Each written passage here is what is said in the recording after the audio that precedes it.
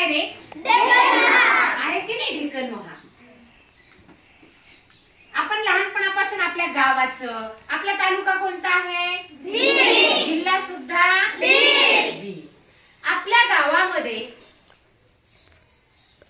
कोणतं मंदिर आहे रे? मंदिर कोणतं आहे आपल्या गावामधील प्रसिद्ध मंदिर? श्री गोरक्षनाथ टेकडी. सध्या तिथे काय चालू आहे? सप्ताह चालू आहे की नाही? मग आता याचा शेवट असतो रक्षाबंधनाच्या दिवशी, असतो की नाही, नारळी पौर्णिमेला. पहा, मग लांबून लोक किंवा आपल्या घरी पाहुणे सुद्धा सध्या आलेले आलेत की नाही? कशासाठी आलेत? सप्त्यासाठी आलेत, लांबून आलेत, वेळ काढून येतात. तुम्ही पण आई सोबत, आजोबांसोबत, आजी सोबत, घरच्यांसोबत दर्शन घेण्यासाठी जाता. का बरं जाता? कारण आपल्या गावचं ते काय आहे? मंदिर आहे. लांबून येतात आणि आपण लहानपणापासून पाहत आलो की त्या मंदिराचं काय आहे, वैशिष्ट्य आहे, तेथील महाराज कोण आहे, त्यांच्या कीर्तनाला पण लांबून दुरून लोक काय करतात? कीर्तन ऐकण्यासाठी येतात की नाही? हे आपल्या गावाची ओळख आहे. कुठलं मंदिर असं विचारलं की काय सांगतात? श्री गोरक्षनाथ. कुठलं मंदिर? ढेकण मोहा गावचं मंदिर असं म्हणतात की नाही? म्हणजे ही आपल्या ढेकण मोहा गावची ओळख आहे. बरं, गावामध्ये तुम्ही गेलात तर गावामध्ये कशाचं मंदिर आहे? आपल्या मारुतीचं मंदिर आहे. आपण नेहमी फेरी काढतो किंवा शाळा पूर्व तयारी मेळाव्याअंतर्गत जेव्हा आपण फेरी काढतो गावामधून, स्वातंत्र्य दिनाला सुद्धा आपण फेरीला त्या मंदिरासमोरून येतो की नाही? म्हणजे ती सुद्धा आपल्या गावची ओळख आहे. बर, आपल्या गावामधील जे काही शेतकरी आहेत ते कोणकोणती पिकं घेतात? ज्वारी, बाजरी, मूग, तूर, टमाटे, बटाटा. जास्त प्रमाणामध्ये कोणतं पीक घेतलं जातं गावामध्ये आपल्या? ज्वारी आणि बाजरी. कापूस, ज्वारी, बाजरी. किंवा एखाद्याच्या शेतावरती बांबूचं शेत किंवा बाग, एखादी बाग आहे की नाही आपल्या गावामध्ये? कशाच्या बाग आहे? संत्री, मोसंबी. म्हणजे ही सुद्धा आपल्या गावाची पेरू ओळख आहे. पेरू ही आपल्या गावाची काय आहे? ओळख आहे. आपल्या गावामध्ये आणखी एक आपल्या गावाची ओळख आहे. आठवते का कुणाला? सांगा बरं. विशेष असं काय आहे आपल्या गावामध्ये? सांगा. शाळा आहे, बरोबर आहे. मोठं हायस्कूल आहे, आपली जिल्हा परिषदेची शाळा आहे. आपल्या गावामध्ये 4 शाळा आहेत. थापडे वस्ती, आपली शाळा, ढेकण मोहा तांडा आणि गोरक्षनाथ महाविद्यालय गोरक्षनाथ, असं मोठी 4 शाळा आहेत आपल्या गावामध्ये. म्हणजे आपलं गाव भरपूर मोठं आहे. बर, आणखी काय ओळख आहे बरं? आपल्या गावामध्ये आजूबाजूच्या 10 ते 20 गावचा काय भरतो? बाजार. आठवडी बाजार भरतो. ही आपल्या गावाची खूप मोठी ओळख आहे. हे आपल्याला माहित आहे, पण आपण कधी कधी सांगायला विसरतो. मग या बाजारामध्ये काय काय येतं विक्रीसाठी? सांगा.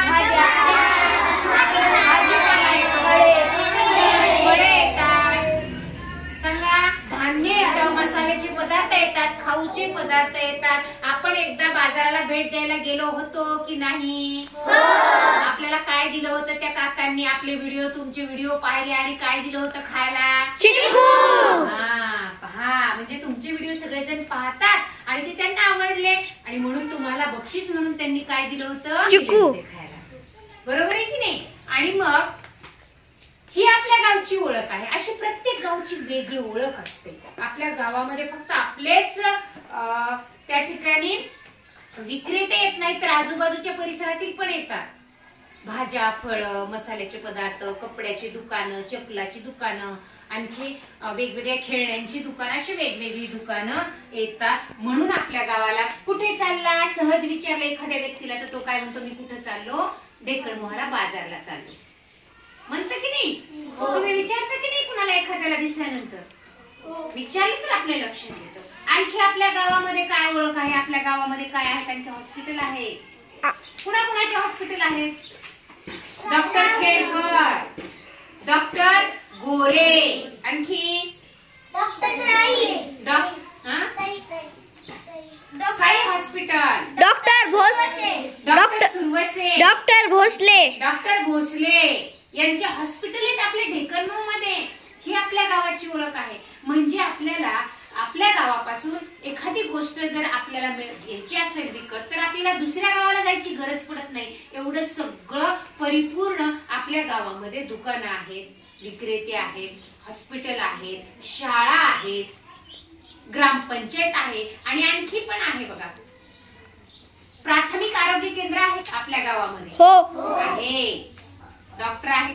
अशी ही आपल्या आपल्या गावाची ओळख असते आणि हे आपल्याला माहित पाहिजे. आपल्या गावाचा इतिहास नेमका काय आहे हे आपण जाणून घेतलं पाहिजे. एखाद्या गावाच्या शेजारी किल्ले असतात, मग आपल्याला माहित पाहिजे आपल्या परिसरामध्ये आणखी असं विशेष काय आहे. आपल्याला माहित नसलं तर आपल्या घरच्यांकडून आपण माहिती करून घेणं हे आपलं काम असतं. तरच आपल्या गावाचा इतिहास आपल्याला माहित होतो आणि आपण तो इतरांनाही सांगू शकतो अभिमानाने की माझ्या गावामध्ये किंवा एखादं काय असतं स्मारक सुद्धा असतं बघा. पूर्वी म्हणजे जे स्वातंत्र्य सैनिक होऊन गेले त्यांचं स्मारक गावामध्ये असतं. काही गावांमध्ये किल्ले असतात, मोठ्या आणखी काय असतात सांगा, देशभक्तांचे स्मारक उभारलेले असतात. ही आपल्या गावाची हे असतात काय ओळख असते. मग आपल्याला या ठिकाणी काय करायचे पहा, आपल्या गावामध्ये जाऊन किंवा आपण आपल्या घरच्यांना मोठ्यांना आपल्या गावाविषयी प्रश्न विचारायचे आहे. म्हणजे आपल्या गावाचं नाव ढेकणमोहाच का आहे, का बरं दुसरं नाहीये, बीड का नाहीये, आपल्या गावाचं नाव गेवराई का नाहीये, वडवणी का नाहीये, माजलगाव का नाही, ढेकणमोहाच काय आहे ते सांगतील तुम्हाला. प्रत्येक गावाच्या नावाला इतिहास असतो. जसं आपलं पण नाव ठेवलं जातं जे कुणाचंच नाहीये. प्रत्येकाच्या आई वडील काय म्हणतात, जे कुणाचंच नाव नाही ते माझ्या मुलाचं असलं पाहिजे, मुलीचं असलं पाहिजे, माझ्या बाळाचं असलं पाहिजे. तसंच असतं गावाच्या नावाचं सुद्धा. हे तुम्ही घरी गेल्यानंतर विचारायचे. आणि आता पहा, मी तुम्हाला एक छानसा उपक्रम देणार आहे. लक्षात ठेवा, आपण प्रत्येकाने मुलाखत घ्यायची आहे. मग ती कुणाची घ्यायची, स्वातंत्र्य सैनिक कुणाकुणाची घेऊ शकतो आपण,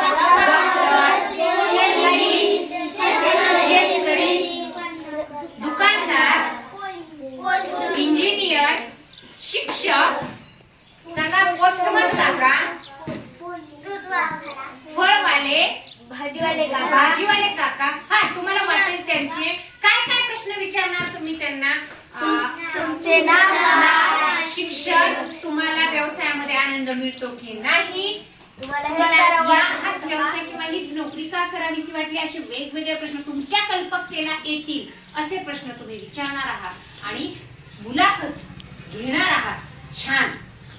आणि हा उपक्रम पूर्ण करणार. आता काय करणार, आपण आपल्या पाठामधील आपल्या गावाची ओळख हा पाठ तुम्ही वाचणार आहात इयत्ता 3री वर्गाने बालभारती भाग 2 मधील. आणि त्यावर आधारित वेगवेगळे त्याचा व्यवस्थित वाचन करून त्यावर आधारित प्रश्न काढणार आहात. शाबासकीची टाळी तुमच्यासाठी. शाबास, शाबास, शाबास.